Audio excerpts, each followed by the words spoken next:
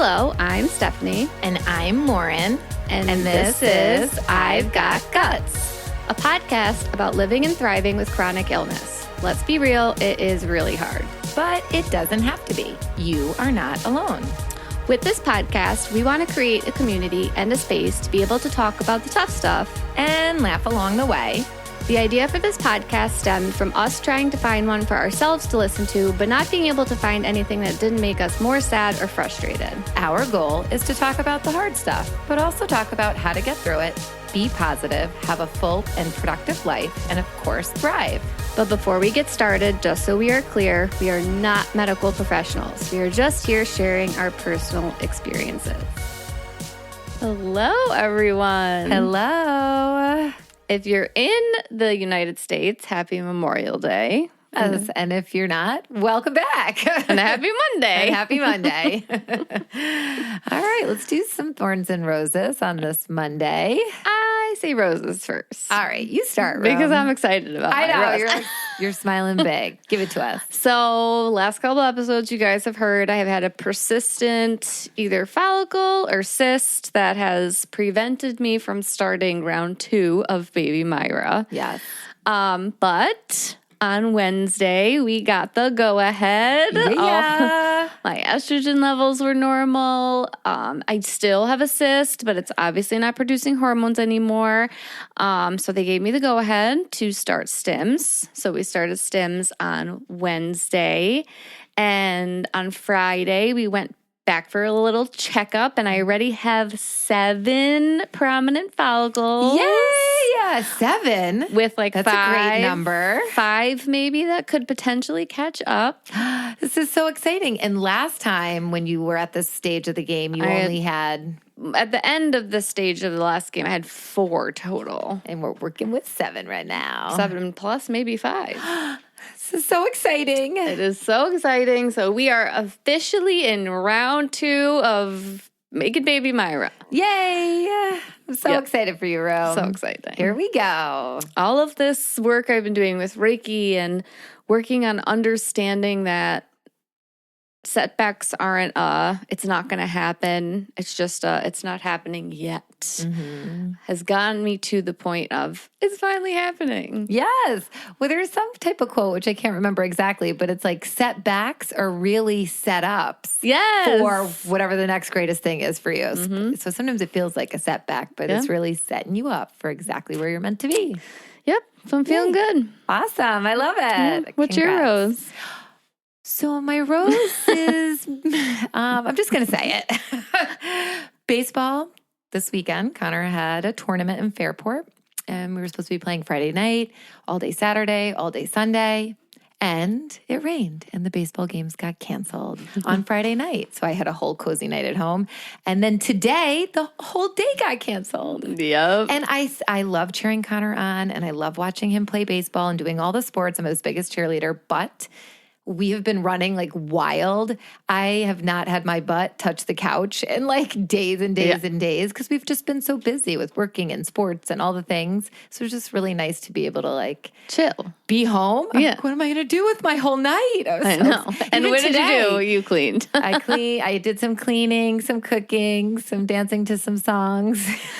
Why I cleaned. You know, I'm not a mom yet, so it is what it is, but tell me you don't agree with me if you're a parent. The best part of sports is when they're canceled. Yes. Sorry. The gift of time. It's the gift of time. Yes. Like it's the gift of time. As much as we don't want it to be 50 degrees and raining on Memorial Day weekend, you'll take canceled. I'll take it. Canceled. Sean said it. Canceled plans are the best plans. They are. So I'm soaking in that rose and the extra time home as a family to do things and just be cozy. Yes. So it was perfect. Yes, I love that. You needed it. I did, for sure. All right, let's do some thorns. Thorns. Okay, so my thorn is tied in with my rose. Okay, yeah. So as exciting as it is to be in round 2 of making baby Myra, I am in my stim round of things. So just to refresh, stim means we're stimulating my ovaries to grow real big, size of baseballs. Those needles hurt. And there is this one medicine. It's called Menopur but I like to call it Menopure as hell. That's catchy. It is like someone is injecting lava inside of me. And I have to do 2 whole vials of it. Is it like a slow, like... You got to go real slow.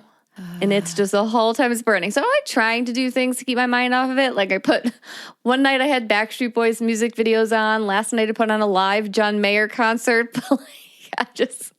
Anything to distract. The other shots, I'm fine. I'm laughing, I'm watching, I'm singing along with the songs. But when the Menopure as hell comes along, I am just like squeezing the life out of Anthony's hand, just like crying, like, please be done, please be done, please be done. So it's like happiness and pain. All tied up in a bow. All tied up in a bow. So it hurts, but it will be worth every shot when we get the results of this. So, oh gosh, I'm just picturing like fire flames when you say that. That's what it is. Yikes. What is your thorn? Well, it's a sad thorn. I know, it is a sad thorn. We had a death in the family. Don't say it like that. I shouldn't be laughing. I'm not laughing. But it is kind of when you think about it. Our goldfish, Connor's goldfish Pepper, passed away unexpectedly earlier this week. And it was just, honestly, this is tied in with my rose too. I feel like we are so busy. We're on the go. It's a busy time of year, being May. And we have 3 goldfish, and Connor got one at the carnival years ago when he was 3 years old. We got him a buddy, Pepper, to keep him company. And then right before we moved, we got he won another one at our 4th of July. The last 4th of July night, we went to watch fireworks by our old house. He won the goldfish firework. So we have 3 goldfish, and they've moved, from our house to my parents' house when we lived there, back to our house. But they used to be in Connor's bedroom, but they're not anymore because he's got carpet, and I just feel like you don't want any fishy water falling on the carpet. So they're in the office, but I usually go in there every day, but it was a busy week. So when I sat down to work at night, I was either on the couch or in bed, and I didn't get my eyes on the tank. And Wabi, my mom, Connor calls my mom Wabi texted me at work, and she said, unfortunately, the water is really murky, and Pepper has passed away. He was at the bottom of the tank.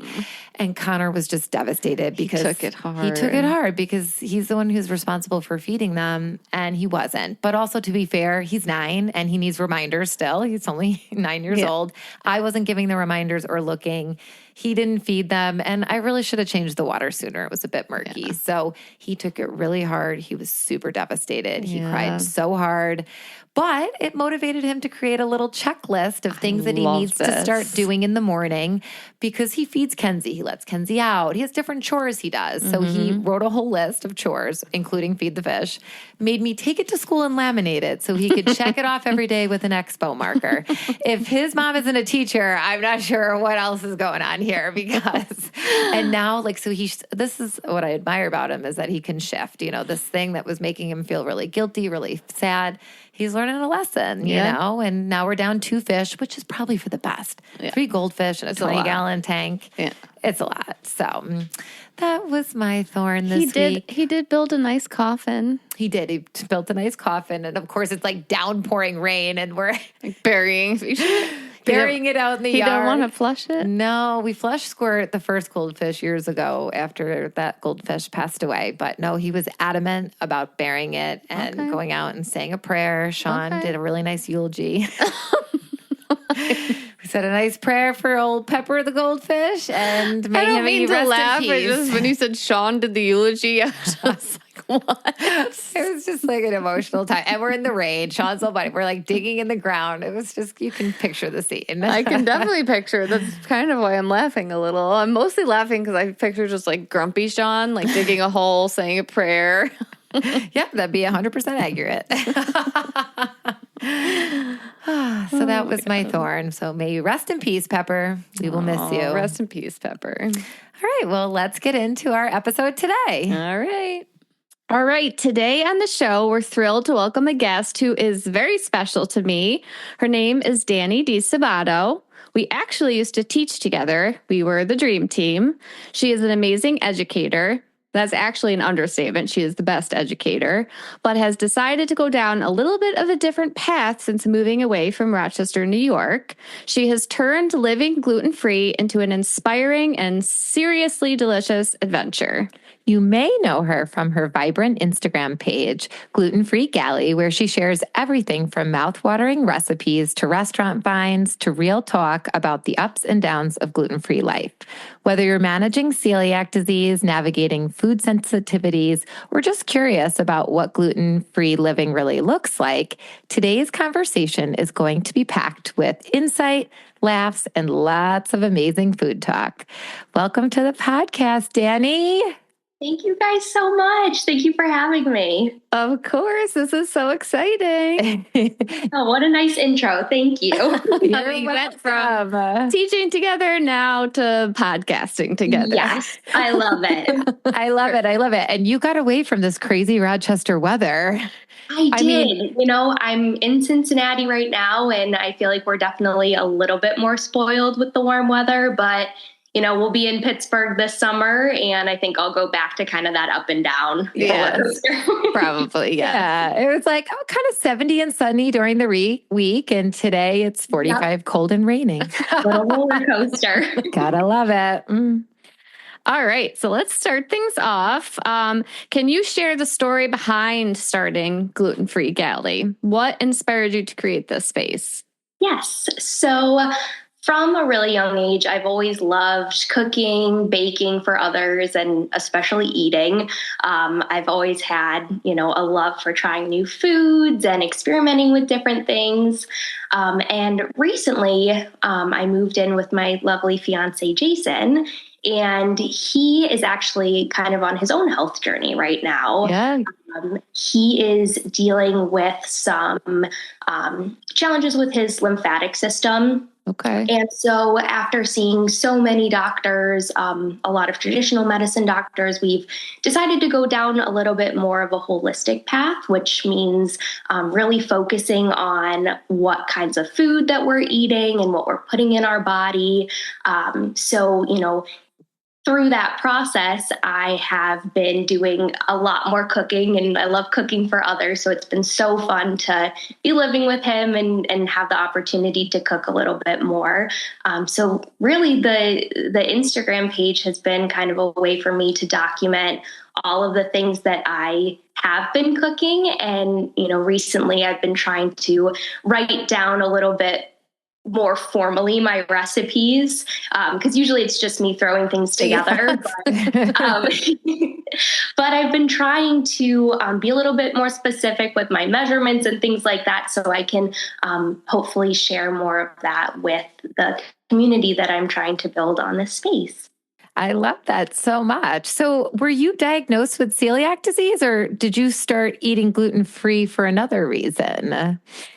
So I actually have yet to be diagnosed with celiac disease. I think a lot of the symptoms that I experienced when I was eating gluten aligned with a lot of, just hearing other people's stories and friends who have experienced similar situations and have maybe been diagnosed with celiac disease. Mm-hmm. So I have not been diagnosed. I do live a full gluten-free lifestyle as if I do have celiac disease, because even the littlest bit of cross-contamination can really do a number on me. Yeah. So I think, it kind of goes back to, I know you guys talk a lot about just not having enough awareness on the subject. Mm-hmm. I was tested for celiac disease. However, I had cut out gluten for 2 years at that point. So, if you've been tested or things about celiac disease, you have to have gluten in your body in order to test positive. So having not eaten gluten in quite some time, it was surprise, my test came back negative. Right. And that was the blood test, right? That was the blood test. And, just whether that be not listening or lack of questioning, that was kind of just went under the radar. And I didn't know at that point that you had to have gluten in your system in order to test positive. So, I was pretty surprised by that negative result. That being said, I would love to potentially get tested again down the road. But at this point, the thought of glutening myself sounds a little bit scary. So yeah. I'm content doing what I'm doing and adjusting my food and diet and, lifestyle just kind of myself. Yeah, it makes sense because why would you poison yourself in a true way? Because when I was diagnosed, they didn't have the blood test then. And the only way to know you were celiac was to have an endoscopy, and they go in and they do a biopsy of your stomach. But why go and get put under anesthesia, right? Go through this whole thing just to confirm what you already know to be true, right? In your heart. I'm like, what I'm doing right now is working. And if I can avoid that type of pain, I will do it. Yeah, it just makes sense. It makes sense. And I think a lot of celiacs go through that. Who wants to poison themselves, so they don't. And they are very similar to you, living and thriving gluten-free. So keep doing what you're doing because it works, right? Thank you. I gotta admit, I'm a little jealous because last year when we were teaching together, you didn't live with Jason and you didn't cook a lot. But whenever we had a hair night, I would bring her a treat because it was gluten-free. Ooh, yeah. So I didn't get to taste any of your delicious recipes. And you are such an amazing chef, Steph. When you would bring me in lunch, I was like drooling. It was delicious. And I knew it was always a safe option. But yeah, I just, it's hard to put the effort in and go through all the steps when it's just you. But I think so much of cooking is bringing people together. And so true. All right. So what's a go-to recipe or meal that you think everyone should have in their gluten-free toolbox? I think either like a nice balanced bowl or a really yummy sweet treat. So for like literally a bowl, a plate, whatever, as long as it has, a protein, a carb with a carb with some fiber, healthy fat, if you can throw that together and have a really, I guess, balanced plate. And I love doing that as well because you can use up a lot of the ingredients that you have in your household. It eliminates some food waste, and you can also really explore different flavor combinations that you might not have thought of before. But, I know, of course, everybody's diet and lifestyle is a little bit different, so that what balance is to me might not be what balance is to somebody else. So you just got to play with it. But I love just throwing things together and seeing what happens. Me too. That's the best part of cooking. Lauren's like, nope, I hate cooking. I literally I'm over here sweating a bit because I need to, like, is this a shake? So how many shakes? Like Room's like, I just do a couple shakes. Like, what does that entail? Like hard shakes, light shakes? Am I like dumping the whole thing in? So cooking is not my thing at all. And when I do get recipes from Room, I write them down. She has a little card box of all the recipes I've given her. And I'm like, now, would you say that's a teaspoon, tablespoon, how many? Like and she doesn't always know, similar to you, but you do your. But I'll go through it and cook it and then write it down so I can give it to her, which is kind of what you're doing for. Yeah, I'm learning how to do it. And, I feel like, Lauren, are you more of a baker? I feel like baking is a lot more meticulous. See, I hate doing anything in my kitchen that makes it dirty. So I don't want to do any of it. But, my husband he loves to cook. That's his jam. Yep. He just ordered Butcher Box for the first time. We just got all this meat came. He's all excited. It's a passion of his. So we are thriving in the food department because thankfully my husband will feed us. I mean, I'll do basic things. And once in a while, once a year, I'll make Room's sauce recipe or once in a while I will make things, but it just doesn't bring me joy. And it makes my kitchen dirty. That is definitely the worst part. All the dishes afterwards. No one likes cleaning. Yes. I always say to Sean, I'm like, you cook, I clean all day, every day. It's a great motto. Well, transitioning to kind of eating out, how do you navigate when you go out to eat for dinner? Especially when it comes to, you and I both know, cross-contamination. It can be a real issue, and nobody wants to get poisoned, especially when you're out trying to enjoy a nice dinner. Definitely not. I think the first thing that I like to do is just have a few restaurants in my back pocket ready to go. Because, I think if anyone reaches out, you can always be the first person to suggest a restaurant that is safe. Yep. If it is a newer restaurant, I definitely do my research. I am studying that menu and first of all, seeing if there are any options that are labeled gluten-free. I feel really thankful because being gluten-free as of about 3 years ago, there really has been a rise in awareness. Yes. Yeah. Definitely need to continue with that. But I think just the amount of products and the amount of knowledge that people do have right now is a lot different than even, 10, 20 years ago. So we're on the up and up. But I would, definitely look at the menu, see if there's anything labeled that you can eat that is gluten-free. If not, you can take the time to call the restaurant, talk with an employee or a chef. And then if you are at a restaurant and you're kind of in a pickle and there doesn't seem to be a ton of knowledge surrounding the subject, always err on the side of caution, but also use it as an opportunity to, explain your situation, share your needs, and, educate people. Because I think if you're in the food industry, you really should have at least a little bit of a grasp on the subject. Yep. Because it can be really serious if you do end up getting gluten through cross-contamination or any other means. Yeah. Just do your research. That's my biggest suggestion. Yeah. I love that. I was just going to ask you where you're living now in comparison to Rochester, how is the gluten-free restaurant options where you're living now? Do you got some go-tos yet? Because I feel like Rochester has amazing options. Yeah.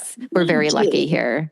Yes. And living there for so long, I feel like I had my staples. Yeah. So it's definitely been a little bit of an adjustment moving and just, getting comfortable here, but also learning which restaurants were safe and which ones to avoid. But it is fairly similar here to Rochester. Oh, good. Many of the restaurants are very knowledgeable and, there's so many options around Cincinnati that if there is a menu that doesn't seem to have anything specified, I end up just kind of avoiding it and maybe looking somewhere else. Yeah. That's awesome. We were wondering about that, like how the scene was in other cities. Yeah. I always come back to thinking, really, Rochester is a celiac, gluten-free, very friendly place. Yeah. So. It's amazing. I know I love coming back and visiting because I have my staple restaurants to go see. Yes. You given me some staples. Oh, that Thai place. Oh my God. So good. I can't think of what it's called right now, but in Rochester? Yeah. Saks. Oh my God. Their Thai food is so good. I miss it. And the portions are massive. So you have food for 2 to 3 days. It's amazing. For you, the leftovers would last you like 2 weeks. Oh my gosh. That's like my dream. All right. So for someone who's newly diagnosed or just starting to eat gluten-free, what's the best piece of advice you'd give them? So first things first, give yourself grace. It is a huge lifestyle change, not only diet change, but lifestyle as well. Yep. And I think the biggest thing that I've learned is how to read food labels. And food labels will be your best friend at times and your worst enemy at times, because you realize that gluten really does sneak into a lot of products in stores nowadays. Like before being gluten-free, I had no idea that soy sauce had gluten in it, or a lot of salad dressings have wheat and gluten snuck in there. So I think just making sure that you have the education and knowledge to be able to do your own research and advocate for yourself, and just, always be double checking.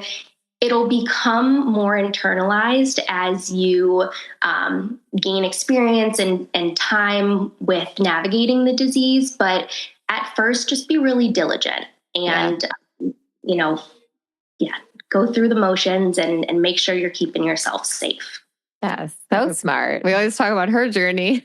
It wasn't easy at first. Oh my gosh. I was getting gluten every other week. I'm vomiting up like, Well, there also were like no options. And we were in Oswego at the time where there's like one grocery store. So she often had to drive to Syracuse to get things. And they only had like 4 products at the time. And I just remember the like ups and downs for her, the like, fuck this, give me a Bud Light. And then going back to like, I have to eat gluten-free. And it was a roller coaster for you for quite some time because it was frustrating, but it is so much easier now. It is like a dream now, a dream. It really is. It's crazy how things have evolved, but that makes sense, right? They're perfecting the gluten-free breads and the recipes, and things actually taste good, and it doesn't have to be in the, freezer, so. Well, that kind of leads me into my next question for you. Are there any common misconceptions about gluten-free living you wish you could clear up? Well, like you said, Lauren, in the past, I think a lot of the time gluten-free bread and pasta was kind of associated with, tasting like cardboard and cleaning your mouth and just, not super pleasant.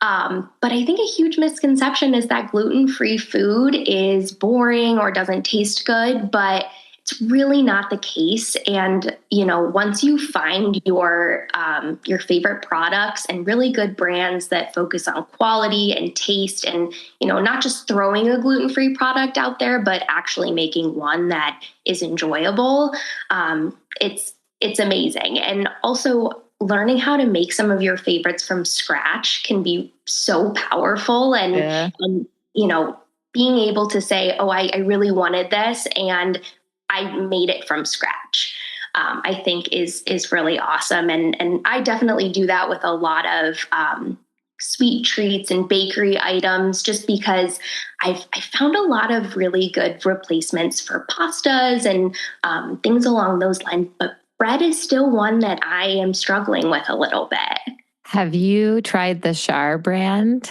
I have. Okay. I have. And I think different products taste different from the brand, because I have a hard time with just like plain old white sandwich bread. Yes, that's the Char bread my son loves that he eats. That because it's soft, it's a great consistency. It doesn't come from the freezer, and I can make him a sandwich, for his lunch, and he loves it. Another one I just tried is Canon. I think it's Canon. Yes. Canon. Yes. They have a Hawaiian sweet one. You know what? I have tried that one. Okay. I think it's pretty good. I mean, it's not amazing, but it's pretty good if you're looking for white. It is pretty good. And you know what? I think it does what it needs to do. Yes. I think I'm just a little picky being Italian with my bread. Yes. Like I miss that like soft interior. Like it's just probably me being a little bit nitpicky, but I love that. Very, very good. And it's a wonderful replacement, but just like some good crusty bread to dip in like olive oil or something like that. Like, that's what I'm kind of aching for, but hopefully I'll be able to, create a recipe of my own and get there. But wait for it. As soon as you come up with it, I'll make it for her. I will please. I'll send it right over to you. I'm ready. All right. So how do you balance enjoying food and staying cautious, especially at events or when traveling? Traveling is the worst. It's always stressful, right? Airports are terrible. I really think that it goes back to just doing your research, making sure that you're being proactive, you're looking into the places that you might be going, seeing what options are going to be acceptable for you and, taste good, but also keep you safe. And then also just packing your safe snacks. Things on hand, because I did this even before I was gluten-free, because I tend to get a little hangry when I don't have a little snack with me. So, I would always have some sort of snack on hand, a granola bar, crackers, something. But if you have those and you have those prepared and ready, it won't be as big of an emergency if you run into a situation where there's something that you can't eat. Yes. I think just being prepared, bringing your own food, and just doing your research ahead of time to make sure that you will have something that you can eat and that will keep you feeling good. Yes. Nobody wants anybody feeling hangry. Didn't you get in trouble once for trying to take butter through the airport? Oh my, they wanted to confiscate my butter. It was just ridiculous. It was back in the day. We were going to New York City for the long weekend, and I was purposely going down there to party hard. So I packed gluten-free bread and butter. I just didn't know when I was going to have time to get to a store. So I go through security, and they took my butter. They're like ready to open. I'm like, there's nothing in the butter. It's for my bread. I'm a celiac. Like, I was so upset. So I get through security, and our friend Emily picks me up or meets me there, and she's like, "What's wrong?" I'm like, "They took my butter." She's like, "Laura, we have butter here in the city." I'm like, I just didn't want to be an inconvenience. I just wanted to have butter that wasn't contaminated. Yeah, just know you're going to be safe. It's easier that way. Yes. So note to self, don't travel through the airport food. Right. You could put it in your actual suitcase and check it. But then I did that one time and it opened and then I had butter all in my suitcase. Oh my God. Sean was so annoyed at me. Butter is causing you grief.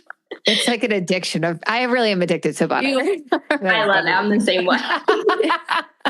There was a butter bookmark at Barnes & Noble last night. Connor's like, "Mom, you would love this." Lord, I'm going to send you some of my recipes. I've been doing a lot of like brown butter sweet treats. Okay. Brown They've butter. been really good. Oh, I love it. Oh, I'm so excited. And then we can share them too with the listeners because I know I'm not alone out there. There are other butter lovers. The butter lover. I love it. All right, let's go behind the scenes a little bit. So your page is so creative. What does your process look like for creating new content and recipes? So at the beginning, there really was no process. I was just cooking what I wanted to cook and taking a picture and posting it. I think now I've put a little bit more of a little bit more time planning the recipes and what I'm going to make each week. And, as Steph knows, I am quite the planner. So it's actually been kind of a way for me to bring that love into what I'm doing. So I'm always taking inventory of what we have in our kitchen, making sure we're utilizing our food that's already there in order to eliminate some food waste. And I've been really taking an interest in seasonal produce and incorporating seasonal ingredients into my cooking. That's also been a huge way to kind of not think of taking gluten out as a deficit, but I'm more thinking, what can I add in here that's going to be different and unique and, spice up the recipe? So utilizing seasonal produce has been a really great way to do that. So, it really comes down to what myself and my fiance Jason are craving and what our bodies need in terms of nutrients and, kind of syncing that up with our lifestyles, my cycle, and just what he needs as far as his health journey at that time. So it's been a lot of learning as I go. But I think, it's been wonderful to learn from other creators on Instagram and seeing that there are quite a few people out there that are experiencing similar situations and want to build a community that shares a love for food and gluten-free cooking. Yeah. Well, you're educating me whenever you post seasonal produce. I'm like, ooh, I didn't know this. And I take notes and try and figure out a recipe. Cause I'm like, if it's fresh and in season right now, I want to cook with it. Well, it's the best. It's fresher, it's tastier, and the seasonal produce has so much more nutrients than any fruits or vegetables that you're having that aren't in season. Yep. I guess I didn't realize. I just thought it was always nutritious. It's like, right? And it is, but it's those peak seasons for fruits and vegetables. That's really where they're thriving. So they're going to, carry the most nutritional benefit. And I love that. Time to incorporate them into your cooking. Yeah, you get a powerful punch with that. Oh yeah. I'm loving it. I'm loving it. So what's been your most popular post or recipe so far, and were you surprised by it? My most popular so far is probably these brown butter carrot cake muffins. Oh, my mouth just started salivating as you said that. I made them around Easter time, and they were really cute. They had like a little cream cheese frosting flour on top, and of course, more brown butter there. Yes, but those were a hit, and they were super easy to make, incorporating carrots, seasonal produce. Mm-hmm. So that was definitely one of my most popular recipes, and it's posted on there. So if anyone wants to make it, or Steph, if you want to make it for Lauren. I was going to say, well, Anthony, I'd have to make this for Anthony. Carrot cake is his favorite. Sean loves carrot cake. Oh, well, we're going to have to make it now. Now we're going to make a big carrot cake. Connor loves it too. So I would definitely recommend. They were a good one. They didn't last very long in our. I'm sure. I love it. I love it. All right. This is a fun question for you. I was thinking about myself, how I would answer this. I'm interested to see how you're going to. If you could only eat 3 gluten-free foods for the rest of your life, what would they be? Dun, dun, dun. I feel like a very good gluten-free pasta. I love the brand Jovial. They're by far the best product that I've tried. So probably like again, I'm Italian. I love to eat. I love a big dish of pasta.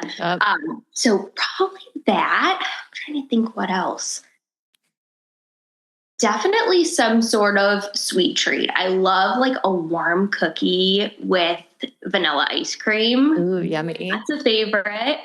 And then just some safe potato chips. I love snacking. I love chips. I love anything salty. You're speaking her lovely. You are. Yeah. What? Okay, get your favorite. What's your favorite potato chip? Like brand? Okay, so I love Jackson's sweet potato chips. Ooh, I haven't had those ones. And then I also love, I think it's called Boulder Canyon. But they're made with, it's just potatoes, avocado oil, and salt.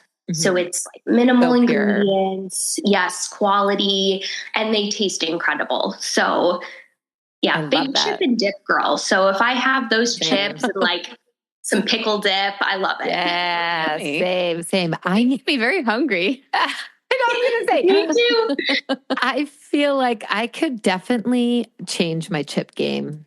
I am such a Ruffles girl. Yes, the Ruffles. And Ruffles, they're just, we know, very processed, but also very easy to digest. I think that's why I love them so much. But I probably can change my chip game to a better, healthier chip choice. I'll send you a link for the 2 that we always have in our pantry. They're delicious, and I've never, had any sort of issue after eating them. So maybe worth a try. Perfect. Thank you. All right. So you might have alluded to this already, but what's your ultimate guilty pleasure snack, gluten-free edition? I have to say, just like a warm chocolate chip cookie. Yeah, I thought that was going to be it. That's my favorite. And one thing that I have missed so much is a chip wheel or a chip witch. Yes, I used to love what I'm talking, like just sandwich cookie with like a flying saucer. They're so good. And I just feel like anytime I go out for ice cream, I can't get those anymore because most likely that the cookie's not gluten-free. So, just doing kind of a deconstructed version of that with a warm cookie and some ice cream, that's my absolute favorite guilty pleasure snack. God, I haven't had one of those in so long. I actually was just at a birthday party for Connor. Heather bakes them. And my friend Heather, she does all different types of cookies. So she has and she does ahead of time, and she lays them all out, and she does gluten-free for us. And she'll do vanilla or chocolate on the inside. She'll do chocolate chip cookies. Sometimes she'll do the outside of Oreos and like get rid of the cream. She's like very creative. Yes. It's amazing. Lots of options. So yeah. All right. Dream collab here question. If you could partner with any gluten-free brand or restaurant, who would it be? So I would have to say, like I mentioned before, I love Jovial. Their brand is amazing. Their pasta is great. They have a lot of organic canned vegetables, but they're actually in glass jars. So, Much less healthier for metals, you. all that stuff. So Jovial's, I also love Good Culture cottage cheese. I know cottage cheese is kind of a love or a hate thing for many people. And I love it. I used to hate it growing up. And I feel like recently I've been mixing it into a lot of like pastries or like bread type of things. I made a pizza crust with it the other day, and it was really, really delicious and just adds a little bit of protein. I know dairy's tricky for some people, but if you can tolerate it, it is a great way to add some protein, and it goes great in a lot of savory, It does. bakery things.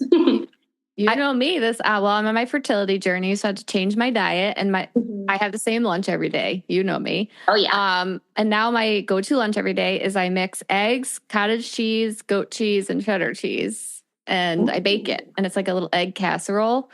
Awesome. It's so good. That sounds amazing. That sounds so yummy. Yeah. So I'll be honest, I have never heard of this Jovial brand. So as we're sitting here, before, I'm like, just a quick Google. I'm like, where is this? I don't think I've seen it at Wegmans, but they have it at Walmart. We always just do like Barilla or the Char, or there's another brand that I forget the name. So, which is it? Because there's different kinds, it looks like. So that's one thing I love about this company is that they have the most variety of pasta that I've ever seen from a single brand. Yeah. Orzo is one thing that I feel like is so hard to find. They have an amazing orzo. Their lasagna noodles are great. I really feel like they put so much effort into the quality as well. And they're really, I think for most of the pastas, there's only one ingredient, and it's rice flour. So it's really good. You're getting quality ingredients. And like I said, the variety is incredible. And I love trying all their new pasta shapes. Yeah, they look so fun. I was just going on their website, and it also looks like too so it's always a rice base. So I think what Connor and I like, because I wasn't a fan of the rice pasta back in the day, and when the corn, that more of the corn base, at least Connor seemed to like it more, and so did I. But I'm excited to try this. And I've made it for me lasagna with their lasagna noodles. Well, I'm excited to try it. And I'm sure some of our gluten-free listeners, if they haven't heard of it, will be excited too. So thank you for that recommendation. Of course. I was going to say too, this is one of the pastas that I've made. And if I don't tell people it's gluten-free, they would never know. And even my family who knows that I'm gluten-free, I'll make it. Are you sure this is gluten-free? Because it really is that good. That's the best when people ask you that. You always ask me that. You're like, and you're sure this is gluten? I know. And I like you. She's the most trustworthy person, and she's never poisoned me. My mother's poisoned me. My husband's poisoned me. Room has never poisoned me. I mean, I shouldn't have brought that up about my mom. Mom, still love you. Total accident. All right. So wrapping things up here, where can our listeners find you and follow along with all of your gluten-free adventures? So right now you can find me on Instagram, gluten-free Galley with underscores in between each word. That's where I post all of my recipes at this point, and just trying to build up a little community. So, whether you're gluten-free or not, feel free to give me a follow. I love that. Last question. Is there anything exciting coming up for the Gluten-Free Galley that you want to share? Just continuing on Instagram, as well as hopefully some other social media platforms in the near future.